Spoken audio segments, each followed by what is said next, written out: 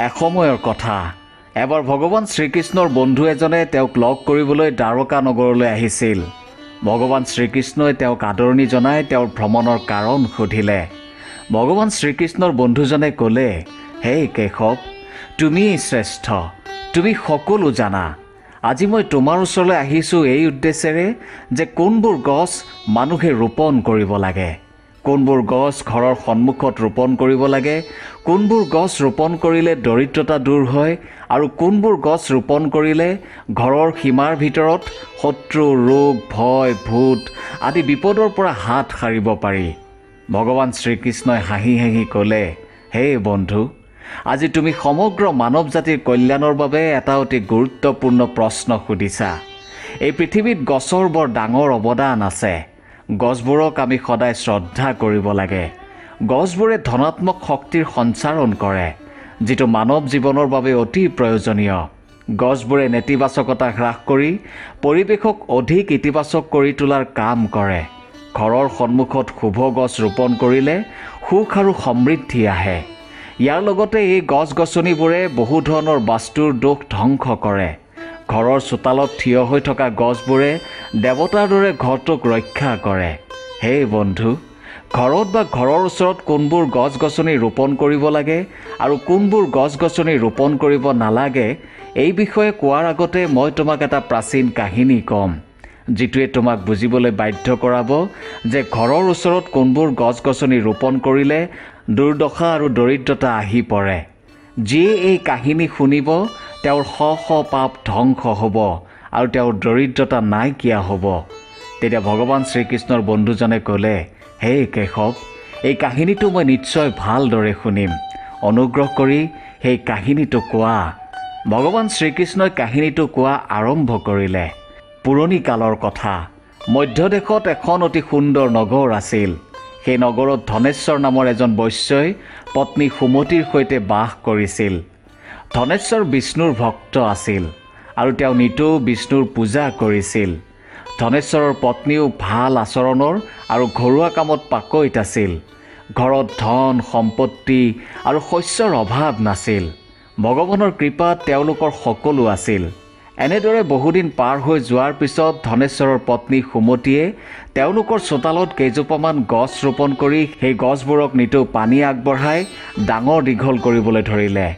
কিন্তু ধনেশ্বৰৰ পত্নীয়ে গছ ৰোপণ কৰাৰ আগত এই কথা চিন্তা কৰা নাছিল যে কোনবোৰ গছ শুভ আৰু কোনবোৰ গছ অশুভ, অৰ্থাৎ তেওঁৰ বৃক্ষ ৰোপণৰ কোনো জ্ঞান নাছিল। তেওঁ কেৱল সেইবোৰ গছ ৰোপণ কৰিছিল যিবোৰ তেওঁ ভাল পাইছিল। অশুভ বুলি গণ্য কৰা সেই গছবোৰো তেওঁ নিজৰ ঘৰৰ চোতালত ৰোপণ কৰিছিল। ইয়াৰ বাবে বৈশ্য ধনেশ্বৰৰ ব্যৱসায়ত বৃহৎ লোকচান হ'বলৈ ধৰিলে। নিতৌ তেওঁৰ ঘৰত কাজিয়া আৰম্ভ হ'বলৈ ধৰিলে। স্বামী স্ত্ৰীৰ মাজত সঘনাই কাজিয়া চলিছিল। দুয়োৰে জীৱনলৈ বহুতো অসুবিধা আহিবলৈ ধৰিলে। ধনেশ্বৰৰ সমগ্ৰ ব্যৱসায় ডুব গ'ল আৰু তেওঁৰ সকলো ধন সম্পত্তি নষ্ট হৈ গ'ল। এতিয়া ধনেশ্বৰৰ হাতত ব্যৱসায়ৰ বাবে শস্য কিনিবলৈও ধন নাছিল। তেওঁ আনকি অনাহাৰে থাকিবলৈও বাধ্য হৈ পৰিল, যাৰ বাবে তেওঁৰ পত্নীৰো খং উঠিল। তেওঁ তেওঁৰ স্বামীক কিবা এটা কাম বিচাৰিবলৈ ক'লে। তেতিয়া ধনেশ্বৰে কাম বিচাৰি গাঁৱত ঘূৰি ফুৰিবলৈ ধৰিলে, কিন্তু তেওঁ ক'তো কাম নাপালে। ধনেশ্বৰে আহি পত্নীক ক'লে, হে ভদ্ৰে, মোক কোনেও কাম নিদিয়ে, এতিয়া কাম বিচাৰি ক'ত যাম? দুয়োজনে সম্পূৰ্ণ অসহায় হৈ পৰিছিল, কাৰণ দুয়োৰে জীৱনলৈ চৰম দৰিদ্ৰতা আৰু সংকট আহিবলৈ আৰম্ভ কৰিছিল। কিন্তু দুয়োজনে এই কথা নাজানিছিল। তাৰপিছত এদিন ধনেশ্বৰৰ ঘৰত এজন সাধু উপস্থিত হ'ল। তেওঁক দেখি ধনেশ্বৰে তেওঁক সম্ভাষণ জনাই ক'লে, হে সাধু মহাৰাজ, অনুগ্ৰহ কৰি আহক, এই দুখীয়াৰ ঘৰত আপোনাক আদৰণি জনাইছোঁ। কওকচোন, আমি আপোনাক কেনেকৈ সহায় কৰিব পাৰোঁ? তেতিয়া সাধুজনে ক'লে, হে মহোদয়, মই তীৰ্থযাত্ৰাত ওলাই আহিছোঁ আৰু আহি আহি এই ঠাই পাইছোঁ। মই এতিয়া অলপ জিৰণিৰ বাবে ঠাই বিচাৰি আছোঁ।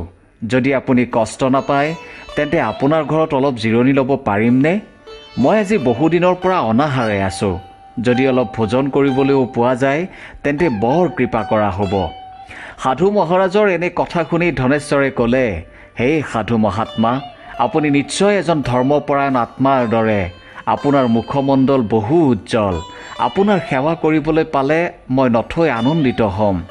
অনুগ্ৰহ কৰি ঘৰৰ ভিতৰলৈ আহক। তাৰ পিছত সেই সাধু মহাৰাজে ধনেশ্বৰৰ ঘৰৰ ভিতৰলৈ গৈ জিৰণি ল'বলৈ আৰম্ভ কৰিলে।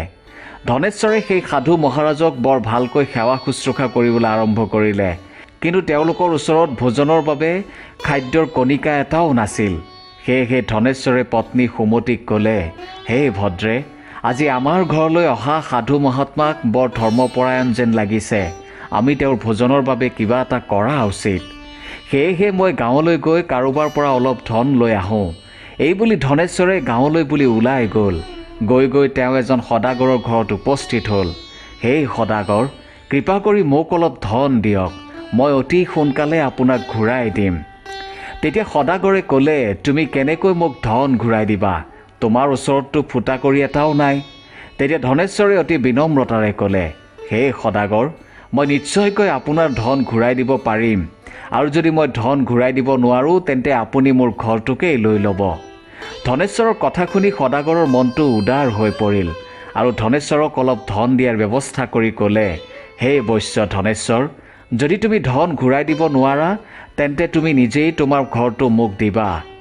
হে সদাগৰ, আপুনি একেবাৰে নিশ্চিন্ত থাকক। যদি মই আপোনাক ধন ঘূৰাই দিব নোৱাৰোঁ তেন্তে মই নিজেই মোৰ ঘৰটো আপোনাক দি দিম। তাৰ পিছত ধনেশ্বৰে সদাগৰৰ পৰা অলপ ধন লৈ বজাৰলৈ গ'ল আৰু সাধু মহাত্মাৰ ভোজনৰ বাবে যি খাদ্য সামগ্ৰীৰ প্ৰয়োজন সকলো কিনি আনিলে।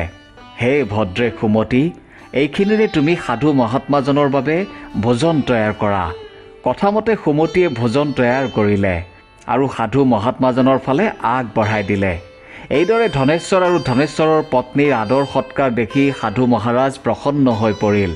যোৱাৰ সময়ত সাধু মহাত্মাজনে ধনেশ্বৰক ক'লে, হে মহোদয়, মই আপোনালোকৰ সেৱা শুশ্ৰূষাত নথৈ আনন্দিত হৈ পৰিছোঁ। এতিয়া আপোনালোকে কওক, যদি আপোনালোকে কিবা বিচাৰে বা আপোনালোকৰ কিবা মনৰ ইচ্ছা আছে তেন্তে মই নিশ্চয় পূৰণ কৰিম। তেতিয়া ধনেশ্বৰে ক'লে, হে মহাত্মা, আপোনাৰ আশীৰ্বাদেই আমাৰ বাবে সকলো। তথাপি মই আপোনাৰ পৰা এই কথা জানিব বিচাৰোঁ যে কি পাপৰ কাৰণে মই দৰিদ্ৰতাৰ জীৱন যাপন কৰিব লগা হৈছে। আমিতো ভগৱান বিষ্ণুৰ পৰম ভক্ত, তেন্তে আমাৰ জীৱনলৈ দৰিদ্ৰতা কিয়? ইয়াৰ কাৰণ কি? আৰু এই দৰিদ্ৰতা দূৰ কৰাৰ বাবে মই কি উপায় কৰিব লাগিব? তেতিয়া সাধু মহাত্মাজনে ক'লে, হে মহোদয়, মই যেতিয়া আপোনাৰ পদূলিত ভৰি থৈছিলোঁ তেতিয়াই গম পাইছিলোঁ যে আপোনালোকে বহুত কষ্ট কৰি জীয়াই থাকিব লগা হৈছে। দৰিদ্ৰতাই আপোনালোকক বৰ কষ্ট দিছে আৰু ইয়াৰ কাৰণ হৈছে আপোনালোকৰ ঘৰৰ সন্মুখত থকা কেইজোপামান গছ। আপোনাৰ পত্নীয়ে যি কেইজোপা গছ ৰোপণ কৰিছে সেয়া শুভ নহয়। হে সাধু মহাত্মা, কৃপা কৰি আপুনি বহলাই কওক যে ঘৰৰ সন্মুখত কোনবোৰ গছ ৰোপণ কৰিব নালাগে, কোনবোৰ গছে ঘৰখনলৈ সমস্যা দৰিদ্ৰতা কঢ়িয়াই আনে আৰু কোনবোৰ গছ ৰোপণ কৰিলে ঘৰখনলৈ সুখ সমৃদ্ধি ঘূৰি আহে। মই আপোনাৰ চিৰকৃতজ্ঞ হৈ ৰ'ম। তেতিয়া সাধু মহাত্মাজনে ক'লে, ঠিক আছে মহোদয়, মই আপোনালোকক প্ৰথমে সেই গছবোৰৰ কথা ক'ম যে ঘৰখনলৈ সুখ সমৃদ্ধি কঢ়িয়াই আনে। সেয়েহে আপোনালোকে অতি মনোযোগেৰে কথাখিনি শুনিব। যি মনুষ্যই কোনো জলাশয় বা পুখুৰীৰ পাৰত আহঁত গছ ৰোপণ কৰে সেই মনুষ্যই সহস্ৰ যজ্ঞৰ সমান ফল পায়। যেতিয়া আহঁত গছৰ পাত সেই পুখুৰী বা জলাশয়ত পৰে তেতিয়া সেয়া পিণ্ডৰ দৰে হৈ পূৰ্বপুৰুষক তৃপ্তি প্ৰদান কৰে আৰু এই কামে পূৰ্বপুৰুষৰ সকলো দোষ নাইকিয়া কৰে। যি মনুষ্যই প্ৰাতঃ স্নান কৰি আহঁত গছ স্পৰ্শ কৰে তেওঁ সকলো পাপৰ পৰা মুক্ত হৈ পৰে। তেওঁ কেতিয়াও পৰাজিত হ'ব নোৱাৰে। আহঁত গছ স্পৰ্শ কৰিলে মা লক্ষ্মীৰ প্ৰাপ্তি হয় আৰু তাৰ প্ৰদক্ষিণা কৰিলে আয়ুস বৃদ্ধি হয়। আহঁত গছৰ শিপাত ভগৱান বিষ্ণু, মধ্যভাগত ভগৱান মহাদেৱ আৰু অগ্ৰভাগত ব্ৰহ্মা বাস কৰে। অমাৱস্যাৰ দিনা আহঁত গছক প্ৰণাম কৰিলে যি ফল পোৱা যায় সেয়া হাজাৰটা গোদান কৰাৰ সমান পুণ্য লাভ কৰে। এই সংসাৰত আহঁত গছৰ নিচিনা অন্য কোনো গছ নাই য'ত ভগৱান শ্ৰীহৰি আহঁত গছৰ ৰূপত বিৰাজমান হৈ থাকে। আহঁত গছক আঘাত কৰা অথবা ডাল ভঙা আদি মহাপাপ বুলি গণ্য কৰা হয়। এনেকুৱা কৰা ব্যক্তি নৰকলৈ গমন কৰে আৰু কেতিয়াও উদ্ধাৰ হ'ব নোৱাৰে। হে বৈশ্য মহোদয়, এতিয়া মই আপোনাক দ্বিতীয়বিধ গছৰ কথা ক'ম। সেয়া হৈছে আমলা বা আমলখি। এই আমলখি গছ এই সংসাৰত পৰম পবিত্ৰ বুলি গণ্য কৰা হয়। আমলখি ৰোপণ কৰিলে স্ত্ৰী পুৰুষ জন্ম মৃত্যুৰ বন্ধনৰ পৰা মুক্তি লাভ কৰে। এই গছৰ পবিত্ৰ ফল ভগৱান বিষ্ণুৰ অত্যন্ত প্ৰিয় আৰু শুভ বুলি কোৱা হৈছে। আমলখি গছৰ ফল খালে সকলো পাপৰ পৰা মুক্তি পোৱা যায়। আমলখি খালে আয়ুস বৃদ্ধি হয় আৰু তাৰ ৰস খালে সকলো ৰোগ নাশ হয়। আমলখিৰ ৰস পানীত মিহলাই স্নান কৰিলে সেই ঘৰলৈ কেতিয়াও দৰিদ্ৰতা নাহে আৰু সকলো ধৰণৰ ঐশ্বৰ্য লাভ কৰে। যাৰ ঘৰত সদায় আমলখি থাকে সেই ঘৰলৈ কেতিয়াও দৈত্য আৰু দানৱ নাহে। একাদশীৰ দিনা আমলখি খালে সংসাৰৰ সকলো তীৰ্থৰ সমান পুণ্য প্ৰাপ্তি হয়। নিজৰ চুলিত আমলখিৰ ৰস সনাসকলে কেতিয়াও মৃত্যুলোকত জন্ম নলয়। যাৰ ঘৰৰ সন্মুখত আমলখি গছ থাকে সেই ঘৰত স্বয়ং লক্ষ্মীনাৰায়ণ নিবাস কৰে। তৃতীয়তে অশোক বৃক্ষ। অশোক বৃক্ষ তপেশ্বৰীয়ে বাস কৰে। এই বৃক্ষ বা গছ শোকনাশক বা নিৰাশা নাইকিয়া কৰা বৃক্ষ। ঘৰৰ পদূলিত এই বৃক্ষ ৰোপণ কৰিলে ঘৰখন সুখ শান্তিৰে ভৰি পৰে। এই বৃক্ষই শীতলতা প্ৰদান কৰে আৰু স্বাস্থ্যৱান কৰি ৰাখে। যেতিয়া মা লক্ষ্মীয়ে সীতাৰ ৰূপত অৱতৰিত হৈছিল আৰু ৰাৱণে অপহৰণ কৰিছিল তেতিয়া তেওঁৰ স্থান আছিল অশোক বাটিকাত। এই অশোক বৃক্ষই মা সীতাৰ যথেষ্ট সেৱা কৰিছিল। সেয়েহে মা সীতাই এই বৃক্ষক আশীৰ্বাদ দিছিল যে য'তেই এই বৃক্ষ থাকিব তাতেই মা সীতা অৰ্থাৎ মা লক্ষ্মীৰ বাসস্থান হ'ব। চতুৰ্থতে পাকৰি গছ। প্ৰত্যেক মনুষ্যই এই পাকৰি গছ ৰোপণ কৰা উচিত। এই বৃক্ষ ৰোপণ কৰিলে যি ফল পোৱা যায় সেয়া মহাযজ্ঞৰ সমান। কলিযুগত মনুষ্যই যজ্ঞ কৰিব নোৱাৰিবৰ বাবে এই বৃক্ষ ৰোপণ কৰা উচিত। পঞ্চমতে নিম গছ। নিম গছ ৰোপণ কৰিলে সূৰ্য দেৱতা প্ৰসন্ন হয়। নিম গছে আয়ুস বৃদ্ধি কৰে। ঘৰৰ পদূলিত ৰোপণ কৰিলে নানা ৰোগ নিৰাময় হোৱাত সহায় কৰে। এই নিম গছৰ পাত মা লক্ষ্মীৰ অতি প্ৰিয়। সেয়েহে মা লক্ষ্মীয়ে নিম গছৰ ওচৰতেই নিবাস কৰে। ঘৰৰ ওচৰত নিম গছ ৰোপণ কৰিলে ধন সম্পত্তি উভৈনদী হৈ পৰে।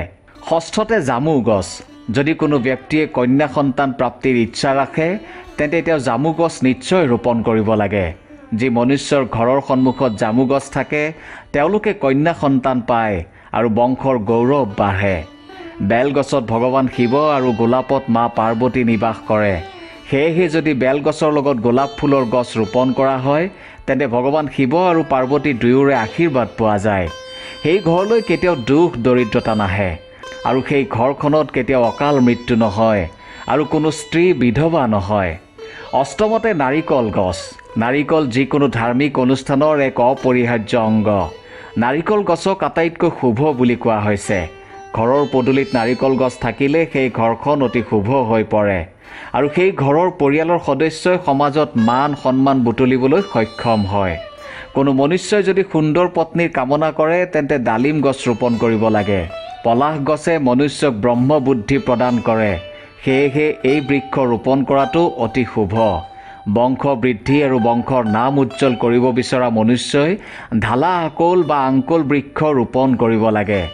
যদি কোনো মনুষ্যই কোনো ৰোগত আক্ৰান্ত হৈ আছে তেন্তে তেওঁ খৈৰ গছ ৰোপণ কৰিব পাৰে।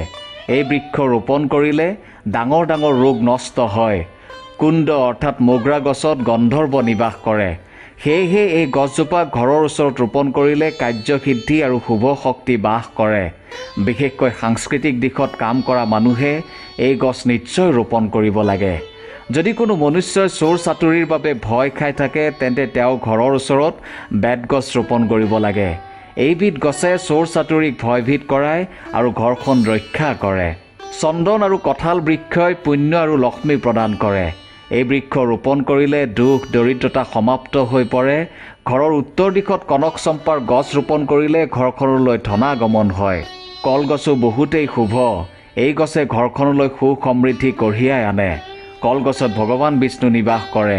সেয়েহে ঘৰত কলগছ থাকিলে ঘৰখন ধনে ধানে পৰিপূৰ্ণ হৈ থাকে।